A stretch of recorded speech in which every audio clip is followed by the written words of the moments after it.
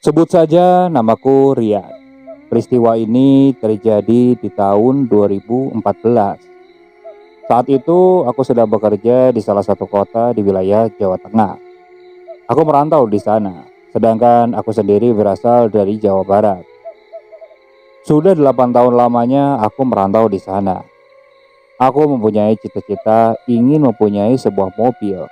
Karena kebetulan di kota perantauan pun aku sudah mempunyai rumah, ya walaupun hanya ngeredit di sebuah perumahan. Aku sudah menabung cukup lama, hingga akhirnya cita-citaku pun bisa tercapai. Aku bisa membeli sebuah mobil, ya meskipun hitungannya mobil bekas. Tapi rasanya bisa membeli dengan kemampuan atau uang sendiri menjadi hal yang sangat membanggakan. Singkat cerita, aku mulai mencari iklan di internet dan aku menemukan sebuah mobil yang dijual, dan kebetulan mobil itu adalah mobil yang kuinginkan dan harganya pun bisa dibilang cukup murah saat itu. Jadi segera aku tanyakan kepada penjual mobil tersebut. Setelah coba berkomunikasi di internet, akhirnya aku meminta nomor kontaknya dan si penjual itu pun memberikannya. Namun saat aku ingin mengecek ke rumahnya, si penjual ini bilang supaya kita bertemunya di luar saja. Dia menentukan sebuah tempat, dan tempatnya waktu itu adalah sebuah restoran. Aku tak ambil pusing saat itu, ya sudah sajalah aku berangkat ke sana. Kebetulan aku berangkat bersama temanku. Aku berangkat menggunakan sepeda motor saat itu. Singkat cerita, sesampainya di sana, aku nunggu beberapa saat. Ada sekitar 15 menit kemudian, si pemilik mobil itu datang. Saat kulihat dari luar, mobilnya ini benar-benar bagus, masih mulus. Bahkan dari cat mobilnya ini seakan masih baru. Di situ aku langsung berkenalan dengan pemilik mobil tersebut. Setelah berkenalan, kita mulai berbahasa-basi sambil mengobrol ke sana sini dulu. Dan setelah itu, aku mulai mengecek mobil tersebut. Aku lihat dengan sesama, dari kondisi mesinnya, di dalam, semuanya pokoknya aku cek. Dan di situ aku simpulkan bahwa kondisi mobil ini benar-benar bagus. Kalau dari harga yang ditawarkan oleh penjualnya, aku benar-benar berani. Karena bisa dibilang aku sangat beruntung. Kenapa? Aku bisa dapat mobil yang bagus dengan harga yang begitu murah. Harga yang ditawarinya pun bisa di bawah harga pasaran. Saat itu tanpa pikir panjang, aku langsung mengiyakan harga dari si penjual tersebut. Setelah memberikan sejumlah uang yang disepakati, si penjual itu pun lalu pergi. Kulihat dia datang bersama temannya yang menggunakan sepeda motor juga. Saat itu aku bilang kepada penjualnya, "Pak, kalau ada apa-apa nanti saya akan hubungin ya." Dia hanya mengangguk dan setelah itu dia langsung pergi. Kebetulan aku berangkat tadi bersama temanku yang menggunakan sepeda motor juga. Aku bilang kepada temanku, jadi aku langsung naik mobil ini dan sekalian ingin ngetes mobil ini juga. Temanku hanya mengangguk. Setelah itu dia pergi duluan. Aku mulai masuk ke mobil tersebut. Saat aku duduk, aku benar-benar merasa nyaman saat itu. Cepat-cepat aku ingin mengetes mobil ini. Kebetulan di tempat tinggalku ini itu ada sebuah rute yang memang bisa dibilang kalau lewat maghrib atau selepas isya itu rutenya itu sangat sepi. Jalanannya juga itu lurus. Aku kendarai mobilku menuju wilayah tersebut. Sesampainya di sana, aku langsung pacu mobil itu sekencang mungkin. Dan ternyata lari mobil ini juga masih sehat. Masih tidak puas, aku cari jalanan yang menanjak. Setelah menemukan wilayah yang jalanannya cukup menanjak, aku coba tes mobil di sana. Dan ternyata mobil ini juga masih kuat. Masih tidak puas, aku cari jalan yang teksturnya jelek. Jadi waktu itu kebetulan ada beberapa titik di wilayah tempatku yang memang jalannya lumayan jelek. Aku coba di sana. Dan saat melewati jalan jelek tersebut, kondisi mobil ini masih terasa enak dan nyaman. Di situ aku mulai puas kan. Aku mampir dulu ke sebuah warung untuk beristirahat di sana. Hingga tak terasa, jam menunjukkan pukul 10 malam. Setelah dari warung, aku langsung pulang ke rumah.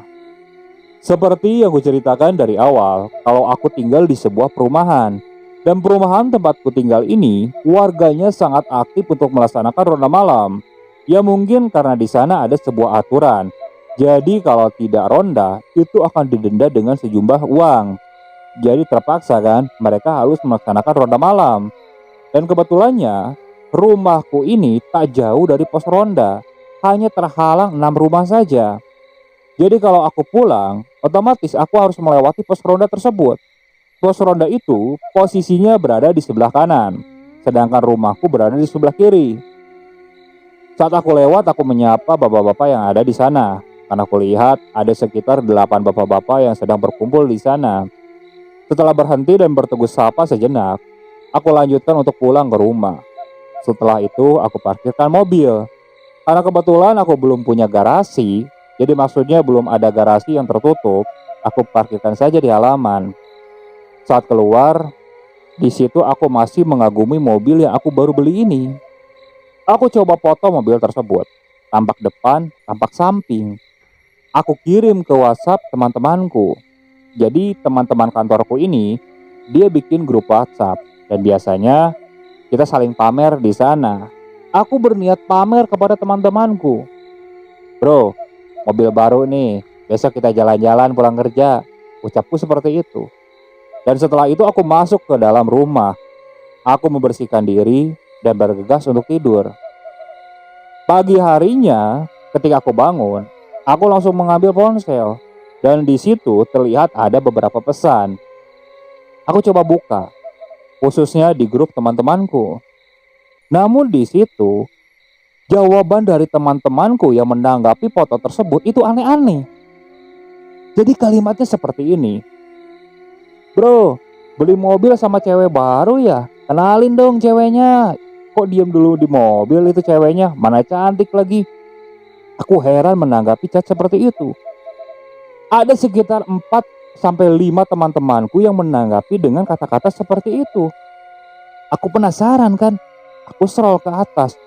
Dan saat aku klik foto tersebut, di situ aku terkejut. Karena tepat di posisi foto yang menyamping, aku melihat di jok depan di pinggir supir itu ada sesosok perempuan yang sedang duduk.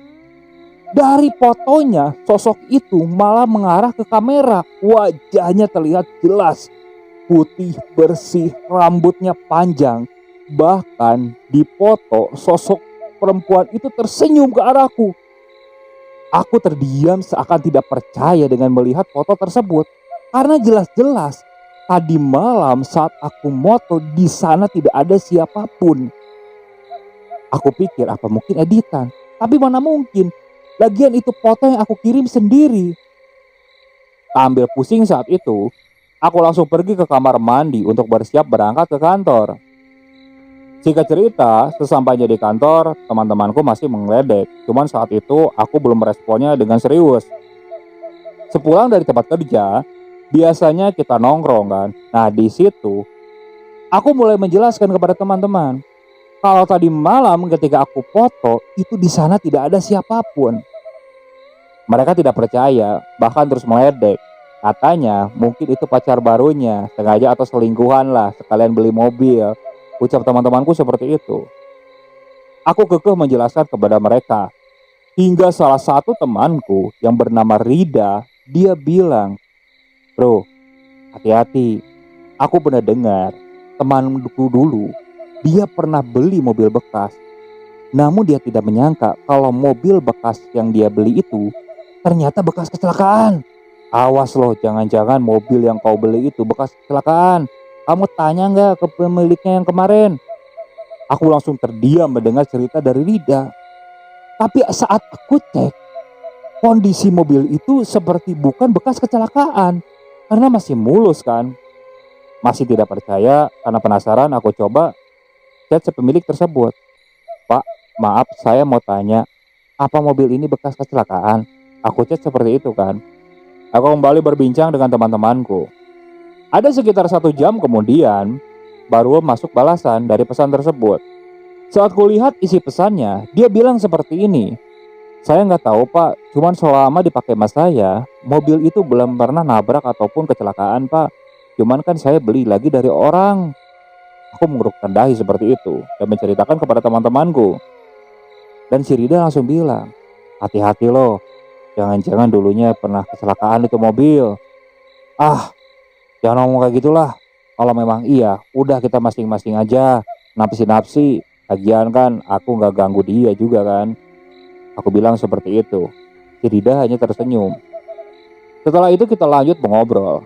Hingga tak terasa jam sudah menunjukkan pukul setengah 8 malam. Saat itu teman-temanku mulai pamit untuk pulang ke rumahnya. Begitupun denganku. Namun sebelum pulang ke rumah, aku mampir dulu ke salah satu minimarket. Dan saat aku sedang belanja, selintas aku melihat di jok depan seperti ada perempuan. Namun saat aku memalingkan kembali wajah, mendadak sosok tersebut hilang. Beberapa kali aku memperhatikan mobil tersebut, hingga pelayan dari minimarket itu bilang, "Pak, kenapa?" Di situ aku terkejut kan. Aku bilang tidak apa-apa. Dan setelah itu aku langsung membayar barang-barang yang aku beli. Setelah itu aku langsung kembali masuk ke dalam mobil. Di mobil, aku tidak merasakan ada sesuatu yang aneh ataupun hawa merinding atau gimana. Itu tampak biasa saja. Aku melajukan mobilku untuk pulang ke rumah. Seperti biasanya, di pos ronda sudah banyak orang-orang di sana. Aku berhenti sejenak, memberikan makanan kepada mereka. Dan setelah itu, aku langsung pamit untuk masuk ke dalam rumah. Kebetulan, hari itu kan hari Jumat. Besoknya aku libur. Aku berniat bersantai sejenak sambil nonton televisi saat itu. Dan saat aku sedang nonton televisi, tiba-tiba aku terkejut. Alarm mobilku ini tiba-tiba menyala dengan sendirinya. Aku langsung loncat dan berlari keluar. Dan saat aku lihat, di sana tidak ada siapa-siapa. Tapi alarmnya ini menyala. Aku pikirkan mungkin kucing tetangga yang melompat ke sana. Bergegas aku matikan. Dan saat aku mematikan mobil tersebut, samar-samar aku mendengar ada suara rintihan. Aku membalikkan kembali badan. Aku coba menajamkan telingaku. Di mana suara ini? Namun suara ini seperti berasal dari dekat mobil tersebut. Aku coba mendekat ke arah mobil itu. Pelan-pelan, aku tajamkan kembali pendengaranku. Namun sampainya di sana, suara itu mendadak hilang. Benar-benar hilang. Kembali terlintas di pikiranku, apa benar mobil ini bekas tabrakan? Udahlah, ngambil pusing kan. Aku kembali masuk ke dalam. Dan kali ini aku berniat untuk langsung tidur saja. Aku matikan televisi. Aku masuk ke kamar. Di situ aku mulai merebahkan diri di kasur. Namun sesampainya di kasur, mataku sukar untuk aku pejamkan. Tidak seperti biasanya. Padahal tadi siang jelas-jelas pekerjaanku ini sangat banyak. Harusnya karena lelah mungkin aku bisa tertidur. Ini tidak. Beberapa kali aku guling ke kanan dan kiri, hingga akhirnya aku meraih ponselku. Dan tak berapa lama ada salah satu pesan masuk. Dan pesan itu dari salah satu tetanggaku yang kebetulan dia sedang ronda malam. Dan saat aku baca, aku sedikit terkejut. Isi pesannya seperti ini. "Pak, saat kita patroli tadi, kita ngeliat di pinggir mobil ada perempuan yang berdiri, Pak. Cuman kita asing. Itu perempuan maaf siapa, Pak? Soalnya kan di sini kalau warga yang belum nikah, mohon nggak boleh bawa perempuan malam-malam, Pak. Harap maklum, Pak." Aku sedikit terkejut kan saat itu. Bergegas aku telepon warga tersebut. "Pak, posisi di mana?" "Kita masih keliling, Pak." "Ya sudah, nanti mampir ke rumah, Pak." Aku keluar kan. Saat aku keluar, aku lihat ke arah mobil. Di sana tidak ada siapapun. Ada sekitar 10 menit kemudian, para ronda malam yang sedang berkeliling itu sampai kembali di depan rumahku. Kupersilakan mereka masuk di teras rumah. Nah, di teras, aku coba jelaskan bahwa di sini aku sendirian. Aku tadi juga datang tidak bawa perempuan. Karena mereka pun tahu, ketika aku datang dan berhenti di dekat pos ronda, mereka melihat di dalam mobil tidak ada siapapun. Nah, si warga ini juga kekeh. Karena yang melihat tidak satu orang, hampir semuanya melihat. dan perempuan itu berdiri tepat di samping mobil. Bahkan ketika warga yang sedang ronda ini lewat, perempuan itu tersenyum ke arah mereka. Aku langsung merinding mendengar cerita dari warga tersebut. Aku kembali menjelaskan bahwa di sini aku tinggal sendirian. Kalau tidak percaya, para bapak-bapak bisa cek ke dalam.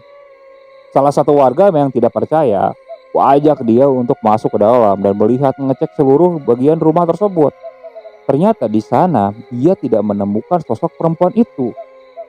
Namun, dari semua orang yang sedang berada di teras rumahku ini, aku melihat ada salah satu warga yang beberapa kali dia melihat ke arah mobil.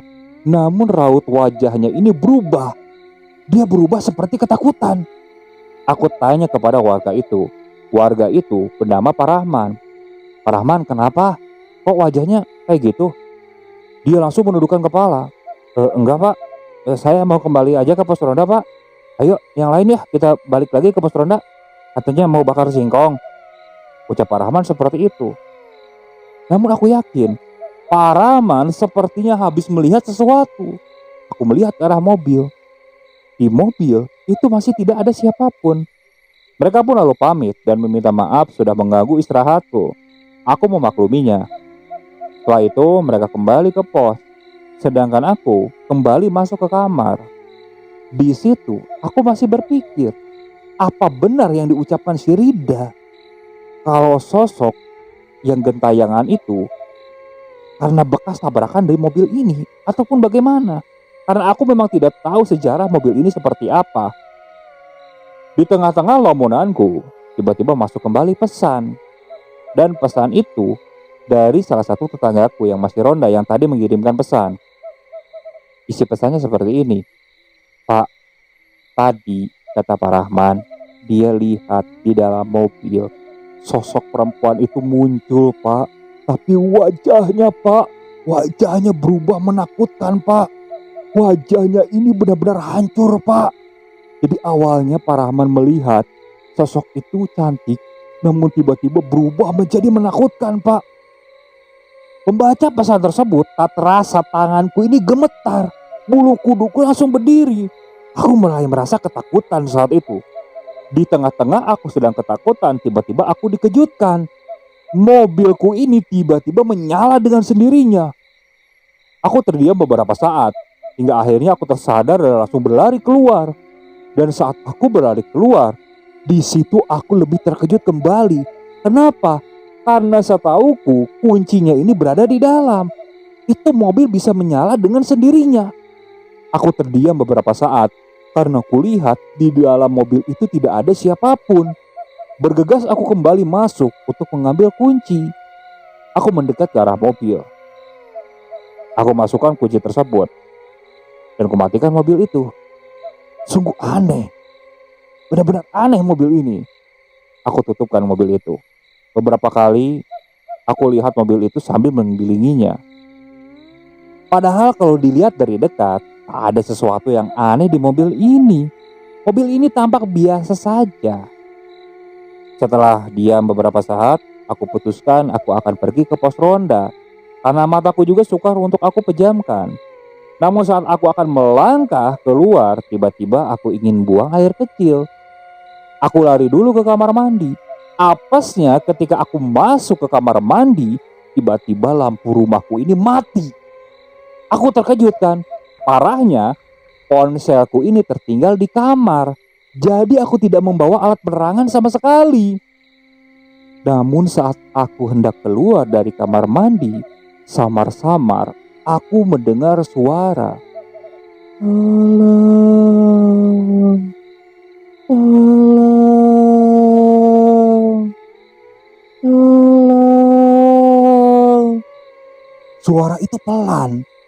Namun lama-kelamaan suara itu tambah kencang dan seperti mendekat ke arahku. Aku terdiam mematung di depan kamar mandi. Karena posisi dari kamar mandi itu lurusannya dapur. Dan di tengah-tengahnya pintu untuk menuju ke ruang tamu. Dan di situ aku seperti melihat ada bayangan yang seperti merangkak. merangkak keluar dari pintu tersebut. Aku terdiam menatap sosok tersebut. Karena posisinya gelap, aku tidak bisa melihat sama sekali. Tapi yang jelas, aku mencium aroma bau amis yang benar-benar pekat saat itu. Aku mundur. Kulihat sosok itu merangkak, dan mendekat ke arahku. Siapa? Jangan aku takutin deh. Siapa? Tolong. Siapa weh? Siapa? Teriakku seperti itu kan. Karena sudah kepalang takut, aku berlari, aku terjang sosok tersebut. Namun saat aku hendak keluar dari arah dapur, tiba-tiba kakiku ini seperti ada yang mencengkram.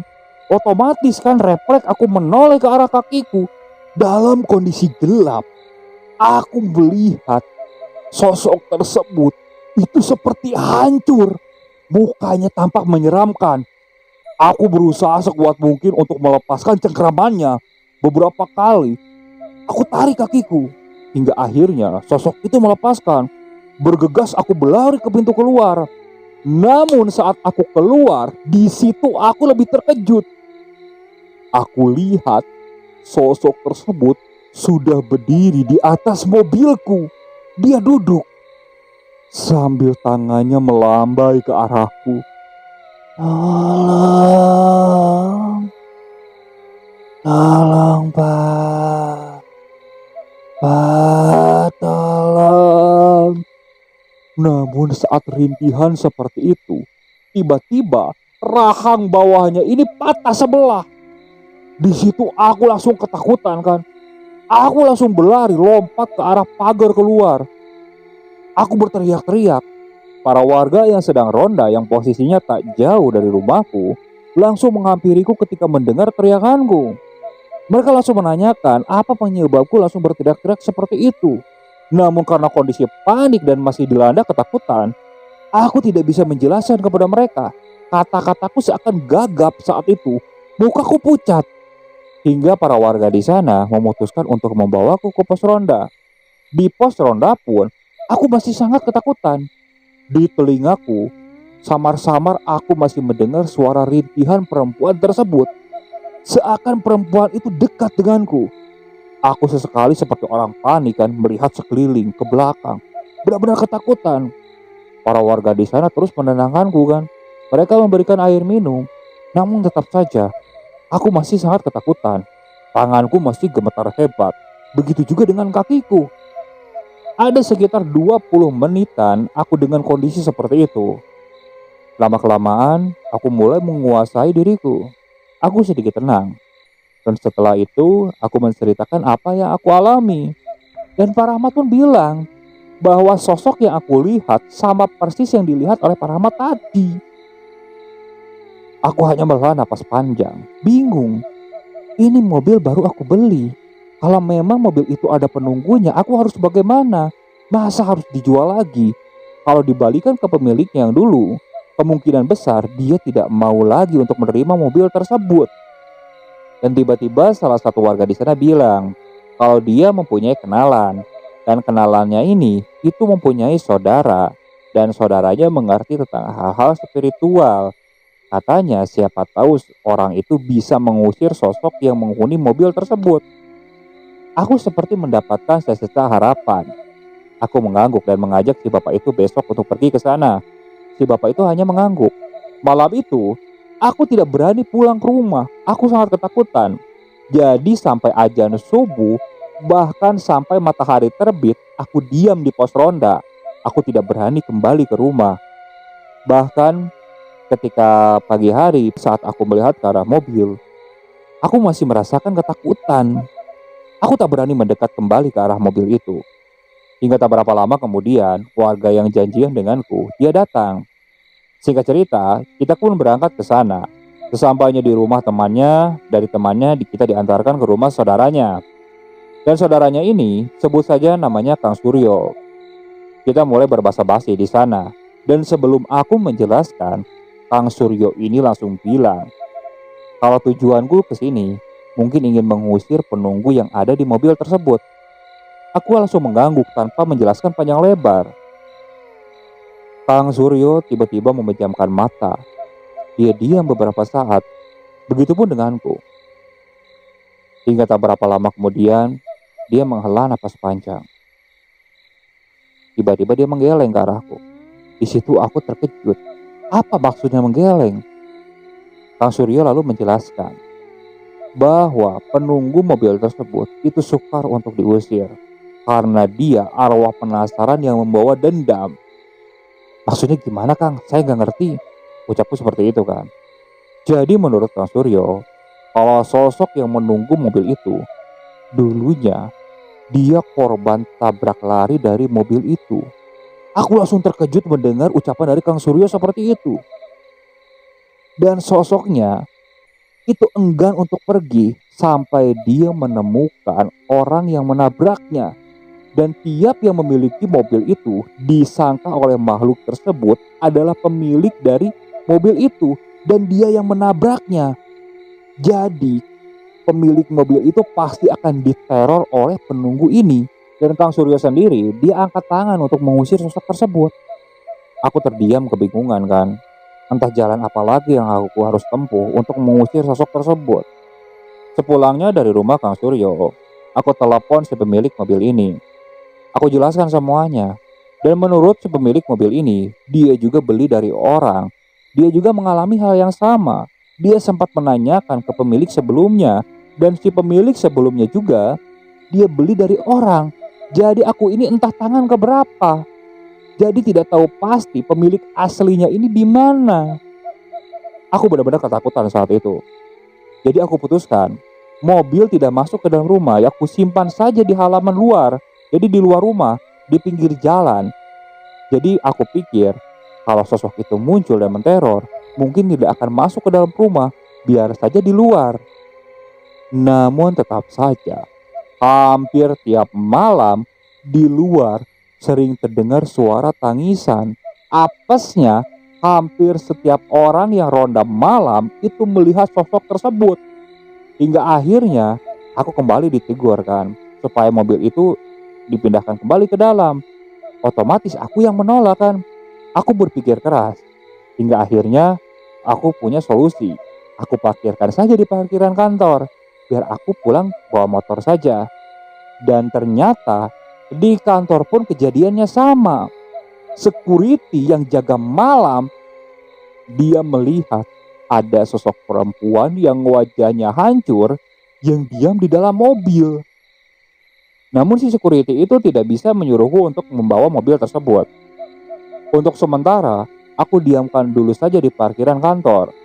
Ada sekitar sebulan kemudian, setelah aku coba menawar-nawarkan mobil tersebut di berbagai sosial media, ada satu orang yang berminat. Dan setelah itu, aku menemui orang tersebut. Aku coba merayu orang tersebut supaya dia mau membeli mobilku. Bahkan saat itu aku menawarkan harganya di bawah harga aku membeli mobil itu. Yang pasti aku ingin cepat-cepat mobil ini pergi. Alhamdulillahnya si orang itu mau membeli mobil ini. Aku sangat senang karena di dalam hati kecilku aku terbebas dari gangguan sosok tersebut. Namun 4 hari kemudian aku ditelepon oleh pembeli mobil ini. Katanya dia juga mengalami teror yang sama. Ya aku pun menjelaskan seperti pemilik yang sebelumnya. Aku juga mengalami dan aku pun tidak mau membeli mobil itu kembali. Namun sekarang mobil itu entah di siapa. Namun yang pasti sosok tersebut selalu mengganggu pemilik mobil itu. Oke, sekian untuk cerita kali ini. Saya mohon maaf apabila masih banyak kekurangan dalam pembawaan ceritanya. Kritik dan sarannya silakan kalian bisa cantumkan di kolom komentar. Tak lupa saya juga ucapkan terima kasih kepada narasumber yang sudah membagikan kisahnya, termasuk para penonton yang sudah mampir dan mendengarkan cerita dari channel Rentera Keramat ini. Semoga kalian selalu diberikan kesehatan, dilancarkan rezekinya, dan dijauhkan dari musibah. Terus ikuti cerita yang dibawakan oleh channel Rentera Keramat ini. Assalamualaikum warahmatullahi wabarakatuh.